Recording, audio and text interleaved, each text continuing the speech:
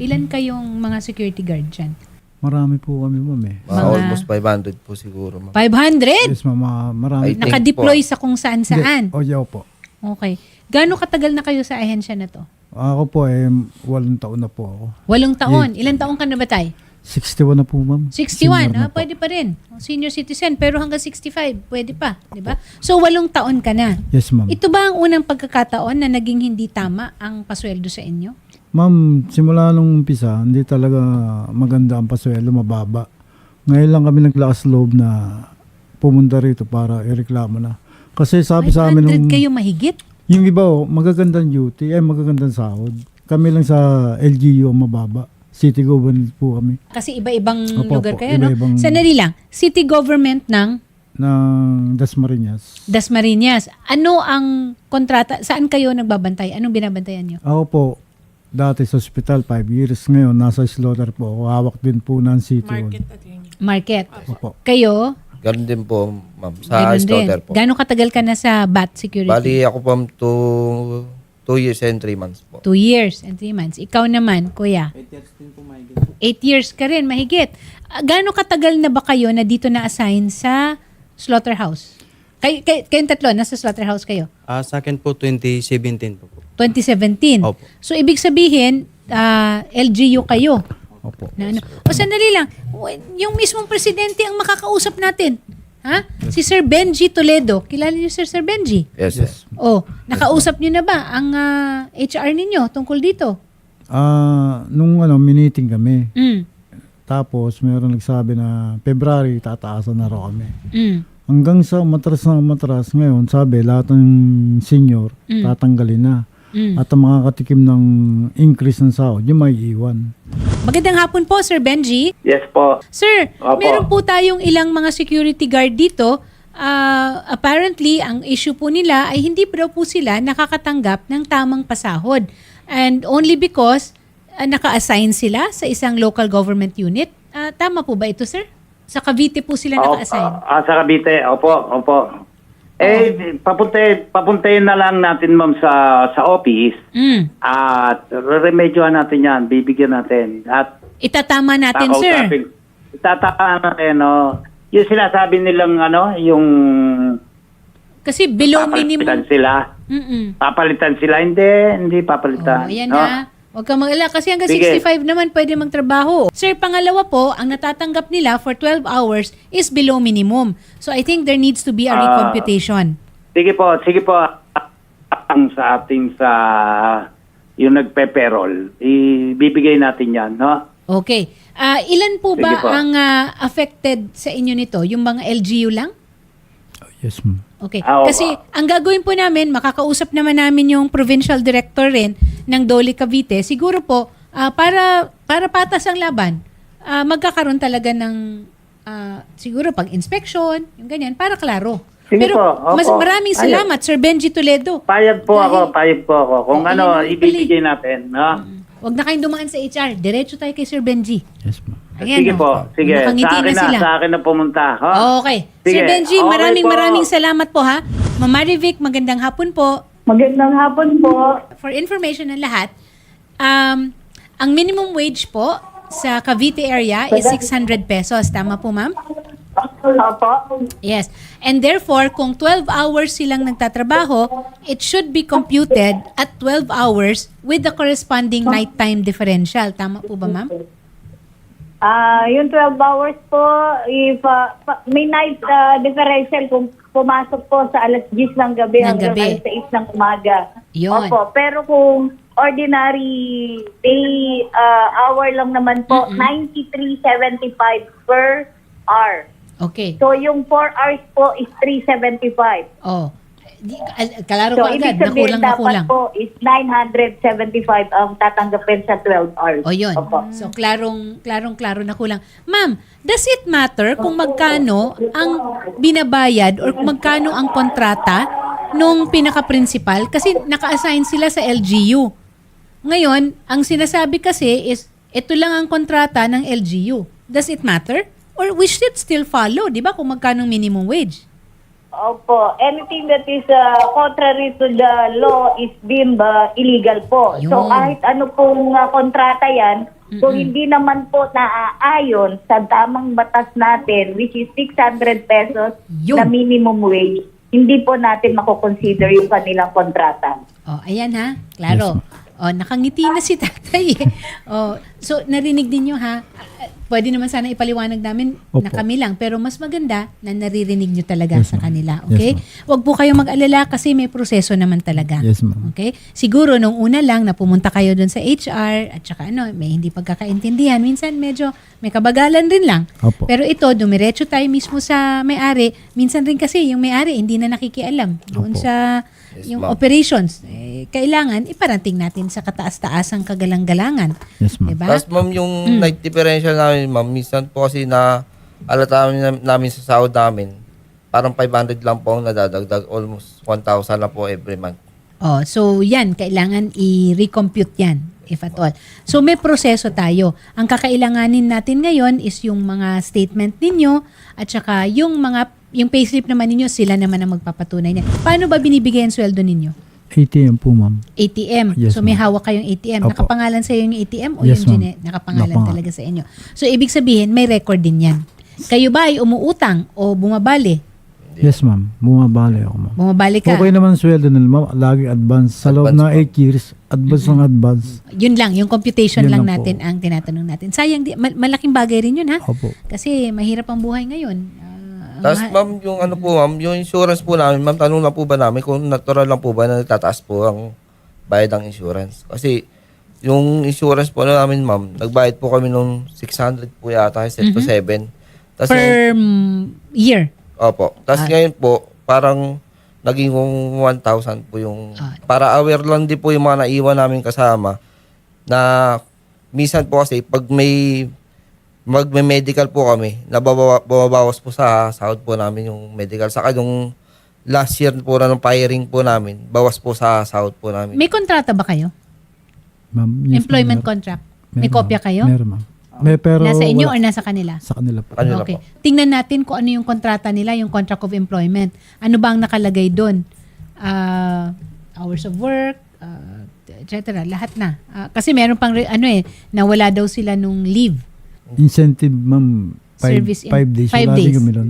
Wala Okay, din may kami. 5 days kasi dapat, pero dapat naka isang taon na yata kayo. Pero Oh. 8 years ka na eh. Yes, ma'am. Pero every year yun. Hindi ko natikman yan. Hindi ka pinag-leave. Kahit birthday ni Mrs.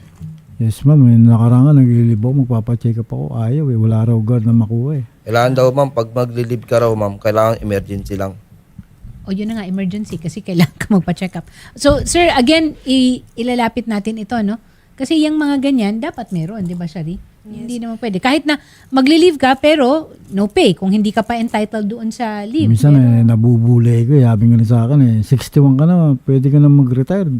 Eh, kaya ko pa naman. Ano po ba ang retirement age natin, Ma'am Marivic? Di ba 65? Ang 60 po is optional po, lalo Optional. na kung naka 5 years na po siya sa kanyang kumpanya, 65 po yung compulsory na. Ayun, 65. So may 4 na taon pa. Kay sa SOSYA ba, Lieutenant Sorio, meron bang age limit ang security guard? Ma'am, wala pong age limit, ma'am. Basta pagka kaya po nila magtrabaho, at tatanggapin sila ng security agency. Okay pala ito eh. O yan, basta kaya pa. O, so kailangan magpa-medical. Yes, ma'am. 'Di ba? Para buo. O, ayan, nakangiti na ang ating mga sikyo. Apo. And sasamahan naman po namin kayo sa office muna siguro ni Mr. Sabat Security. May reporter po na sasama sa inyo. Habang And magkano sasama kasi din po kami? tayo ng DOLE po. Para doon na po natin isasettle lahat po ng mga complaints po natin. May reporter po nakasama. At no less than provincial director natin ng Dole Cavite pa ang ating napagtanungan. Kaya ang tibay ng ating mga kasagutan. Ma'am Marivic Martinez, maraming salamat po. Mabuhay po kayo. Opo. Welcome po. Salamat Maraming po. pong salamat. Thank you, ma'am. Thank Mabuhay you. po kayo. Yan. At si Assistant Chief, Security Agency and Guard Division Section ng Regional Civil Security Unit 4A, Region 4A, si Lieutenant Sanito Sorio. Magandang hapon po sa inyo, sir. Salamat din. po. Magandang hapon po. Salamat, sir.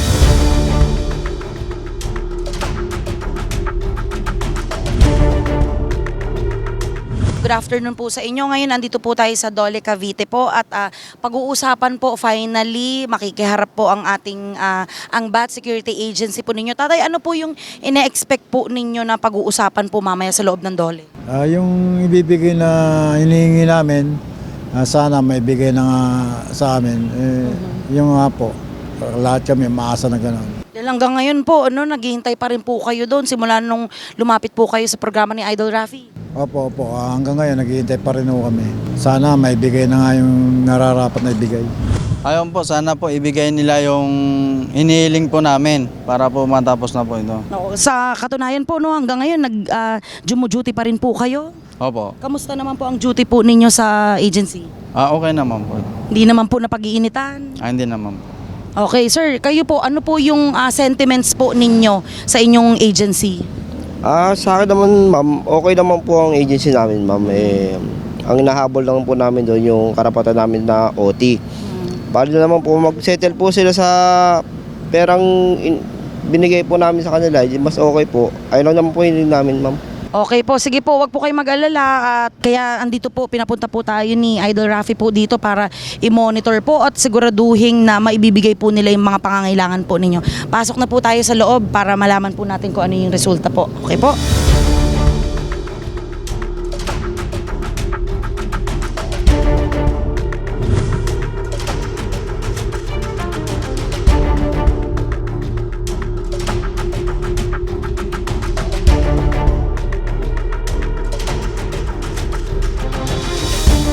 Good afternoon po sa inyo, sir. Andito po yung mga security guard po natin na inilapit po sa programa ni Senator Rafi. Kamusta, sir, yung mediation po between the agency at saka sa mga kasamaan po natin na security guard?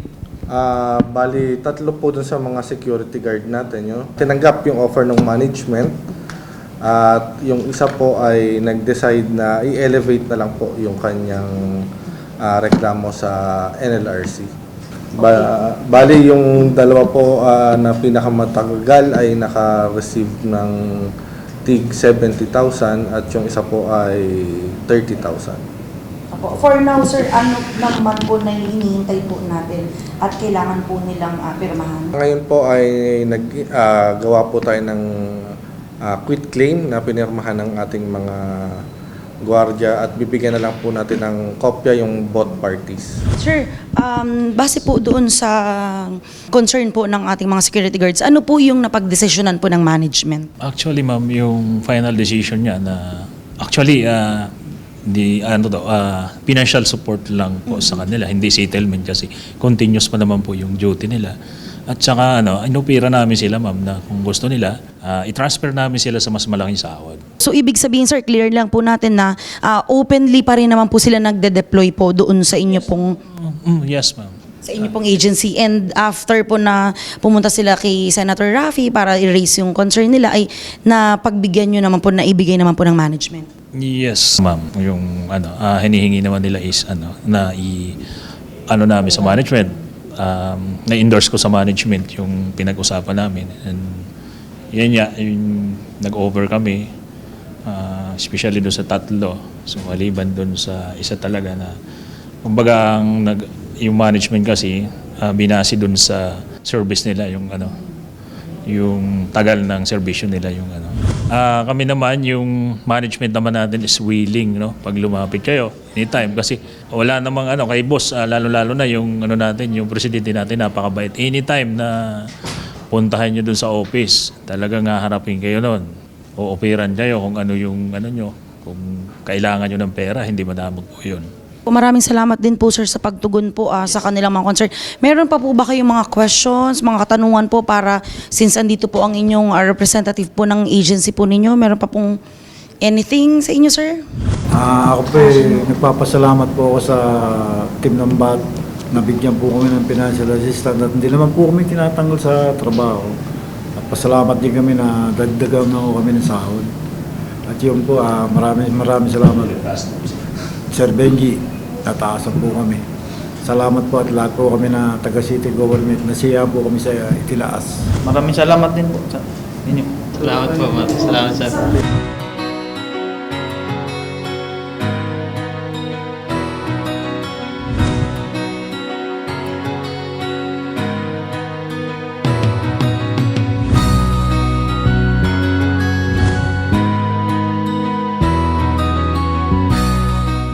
Tatay, kamusta po? Ano po yung napag-usapan po sa loob ng Dole at ano po yung mga hawak po ninyo? Ano pag-isapan po sa loob ng Dole, yung nga po, ibinigay na po yung hiniling na sa amin, financial assistance na 70,000. At kami po yung nagpapasalamat sa may-ari ng security agency na Sir Toledo. At lalo-lalo po kay Sir Rapi Tulfo. Kundi dahil sa kanya, hindi po kami makakarating agad dito sa Dole. Magkano po sa inyo, tatay, na natanggap po ninyo? Natanggap po 70,000 na ipapagawa ko po yung bahay namin. Maraming salamat po. 70 din po yung natanggap ko. Maraming salamat din po kay Idol Rapi Tulfo. 30,000 po ang aking natanggap, ma'am. At maraming salamat po kay Senador Rapi Tulfo sa kanyang pagtulong sa amin, saka sa kanyang team. Maraming salamat din po sa Dole Cavite at kami po kanilang in-assist na maigi. Yun lamang po. At dahil po masayang-masaya po tayo na nakuha na po ninyo yung financial assistance po from Bat Security Agency, abutin nyo naman po itong pamasahe po ninyo, tatay, para kahit papano hindi naman po mabigat pa sa inyo. Hindi nyo na mabawasan yung pera po ninyo at pagpa-uwi po, meron kayong pamasahe. Okay po? Maraming salamat po, Idol Rapi Tulfo at sa inyo po lahat. At sa inyo nga po, kundi dahil sa inyo, wala po kami rito. Salamat sa iyo, Idol Rapi.